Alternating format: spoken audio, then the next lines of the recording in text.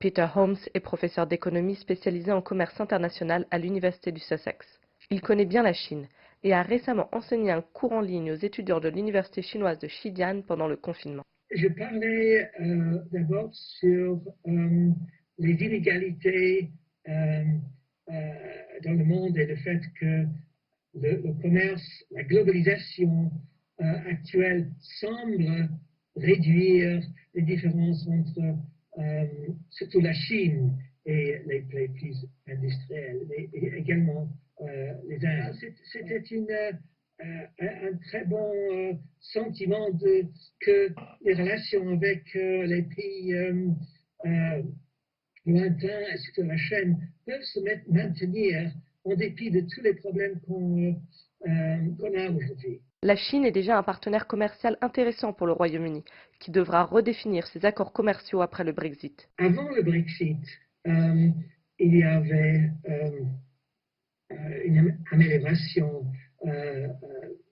très marquée dans les relations entre la Chine et la Grande-Bretagne.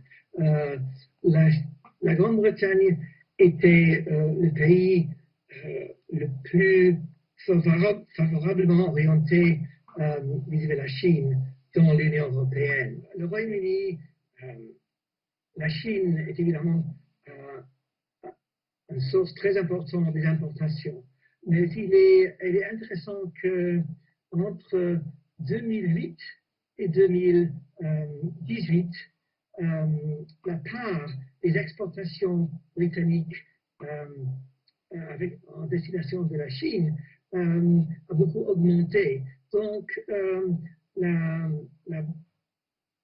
bilan négatif de la Grande-Bretagne par rapport à la Chine a assez bien diminué. Évidemment, la Chine exporte beaucoup plus vers le Royaume-Uni qu'en sens inverse, mais cette différence diminue. Pour Peter Holmes, les guerres commerciales entre la Chine et les États-Unis ont un impact sur la position du gouvernement britannique et ses futures relations commerciales. Je ne crois pas que la position est très claire d'avoir comme priorité absolue les États-Unis en soi rend plus difficile des négociations avec la Chine. Le gouvernement britannique actuel mise beaucoup sur des bonnes relations avec les États-Unis et d'avoir des bonnes relations commerciales avec les États-Unis rend plus difficile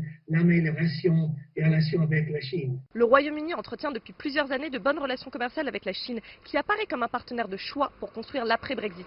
Mais les guerres commerciales ont placé le gouvernement dans une position délicate entre ses deux alliés, les États-Unis et la Chine. Des tensions qui ne facilitent pas l'établissement des relations sino-britanniques pour les années à venir. Romana Becaille, Londres, CGTN.